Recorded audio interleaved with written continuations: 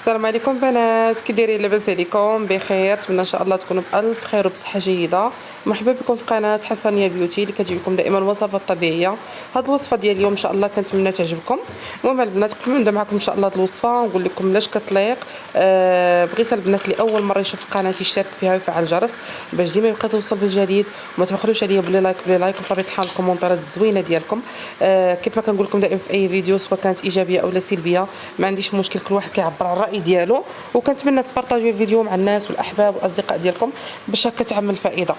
المهم البنات غندوزو الوصفه ديالنا. كيف ما قلت لكم البنات هاد الوصفه جبتها لكم اليوم صراحه وصفه خاصه بالبنات اللي كيصبغوا الشعر ديالهم بالاسود، وصراحه كيكونوا يصبغوا شعرهم بمواد كيميائيه وكيدير لهم يعني الشيب في الشعر ديالهم، اولا شعرهم كيولي يتقصف ليهم، اولا كتولي الزغبه كتقرد، اولا كيطيح ليهم الشعر ديالهم. المهم البنات هاد الوصفه طبيعيه صراحه البنات انا كنستعملها حيت انا صابغه شعري بالاسود، وهاد الوصفه البنات كتهنيني من الصباغه، ما كنبقاش نديرها دائما.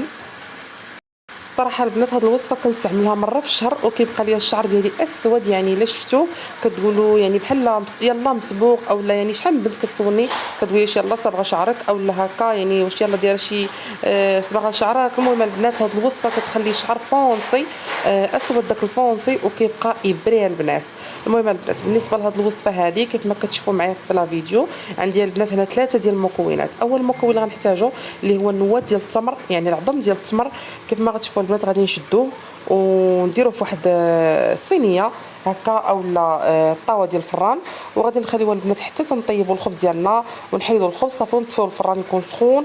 من بعد نخشيو ديك الطاوه اللي فيها دوك العظم ديال التمر ونسدوا عليه ونخليوه هكاك، يعني يكونوا طافي الفران بطبيعه الحال، ما يكونش الفران شاعل، يعني غتكون غير ديك السخونيه غتضرب في داك العظم ديال التمر هكا. من بعد غادي نخليوه حتى تيبرد مزيان الفران، وغنجبدوه ديك الطاوه ديالنا وغنجبدوا ديك النواه ديال التمر العظم ديال التمر وغادي نطحنوه مزيان كيف ما غتشوفوا معايا في لا فيديو. عندي هنايا مطحون.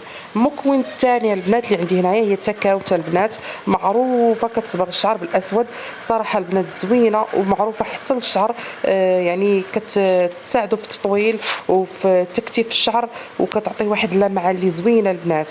التكاوته البنات راه معروفه، غتمشيو غير هاد العطار وغتقولوا لي عطوني تكاوت وغيعطيها لكم. من طبيعه الحال غادي تدقوها، ما تخليوهاش هكاك يعني حبوب، حاولوا تدقوها باش تعطيكم هاد الخليط هذا باش هكا يعني تخلطوه هو والنواه ديال التمر وتزيدوا عليها البنات المكونات اللي هو زيت الزيتون البنات، زيت العود. غادي نحاولوا ناخذوا غير الكميه اللي غنحتاجو.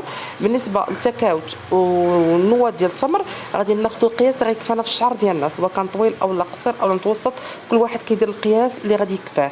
في اي فيديو البنات كنقول لكم تاخذوا القياس اللي غادي يكفاكم، ماشي بالضبط القياس اللي كندير انا كندير على حسب شعري، ولكن كل واحد يدير القياس اللي غادي يكفاه في الشعر ديالو. المهم البنات غناخذوا المقادير بالتساوي بجوج، تكاوت والعظم ديال التمر بجوجهم، وغنزيدوا عليهم البنات زيت الزيتون بطبيعه الحال اللي غنبقاو نزيدوا بشويه بشويه وغادي نخلطوا حتى يولي لنا واحد المكون اللي غادي تخلط لينا الخليط ديالو وغيولي ما ثقيل ما خفيف، يعني بين وبين اللي غادي نقدروا نديروه الشعر ديالنا بحال الشكل ديال الصباغه. المهم البنات غنطبقوه على الشعر ديالنا وغنخليوها البنات لمده تقريبا 4 سوايع اولا حتى 5 سوايع. من بعد البنات غنغسلوا الشعر ديالنا. عرفتي البنات كيولي الشعر كيولي البنات اسود اسود اسود فونسي وكيولي واحد اللمعان وواحد لابريون في الشعر صراحه اللي زوينه، وكيحاول البنات حتى الشعر يعني الشعر ديالنا ملي كتصبغوه بهاد المكونات اللي عطيتكم كيولي واحد اللون فيه رائع البنات وما كيتقصف ما حتى شي حاجه. جربوها البنات وردوا عليا وكنتسنى التعاليق ديالكم. صراحه حيت وصفه اللي زوينه وصباغه اللي رائعه البنات ما كضرش الشعر نهائيا.